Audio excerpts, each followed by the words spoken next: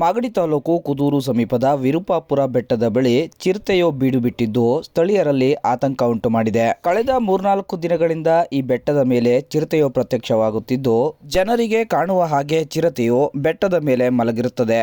ವಿರುಪಾಪುರ ಬೆಟ್ಟದ ಸಮೀಪದಲ್ಲೇ ಶಾಲಾ ಆವರಣವು ಇದ್ದು ವಿದ್ಯಾರ್ಥಿಗಳು ಹಾಗೂ ಪೋಷಕರು ಚಿರತೆಯನ್ನು ಕಂಡು ಭಯಭೀತರಾಗಿದ್ದಾರೆ.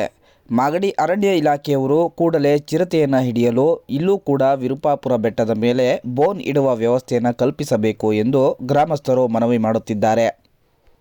ನಾವು ಸ್ಕೂಲ್ಗೆ ಎಲ್ಲ ಬರ್ತಿರ್ತೀವಿ ಸರ್, ಈ ಬೆಟ್ಟದಲ್ಲೇ ಸಂಜೆ ಆದ್ರೆ ಸರ್ ಈ ಬೆಟ್ಟದಲ್ಲಿ ಇಲ್ಲೆಲ್ಲ ಕೆಳಗಡೆ ಬರ್ತವೆ ಸರ್, ಈ ಗುಂಡಿಲೆಲ್ಲ ನೀರು ಕುಡ್ಕೊಂಡು ಹೋಗ್ತವೆ ಸರ್. ಪಕ್ಕದಲ್ಲೇ ನಮ್ಮ ಸ್ಕೂಲ್ ಇರೋದು ಸರ್. ದಿನ ಬೆಳಗ್ಗೆ ಆದ್ರೆ ಸರ್ ನಾವು ಸ್ಕೂಲ್ಗೆ ಹೋಗ್ತೀವಿ, ಸಂಜೆ ಆದ್ರೆ ಸ್ಕೂಲಿಂದ ಮನೆಗೆ ಹೋಗ್ತೀವಿ ಸರ್. ಲೈವ್ ಅಲ್ಲಿ ಇಲ್ಲೇ ಕೂತಿರುತ್ತೆ ಸರ್, ನಾವು ದಿನ ನೋಡ್ಕೊಂಡು ಹೋಗ್ತೀವಿ.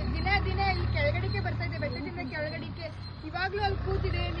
ಇನ್ನು ಮೇಕೆಗಳನ್ನ ನಾಯಿಗಳನ್ನ ಎಳ್ಕೊಂಡು ಹೋಗಿದೆ ಸದ್ಯ. ಮನುಷ್ಯರ ಮೇಲೆ ಬಿದ್ದಿಲ್ಲ. ಬೀಳೋಕ್ಕೂ ಮುಂಚೆ ಅರಣ್ಯ ಇಲಾಖೆಯವರು ಬಂದು ಇಲ್ಲಿ ಬೋನ್ ಇಕ್ಬೇಕು ಅಂತ ಮನವಿ ಮಾಡ್ಕೊಂತೇವೆ.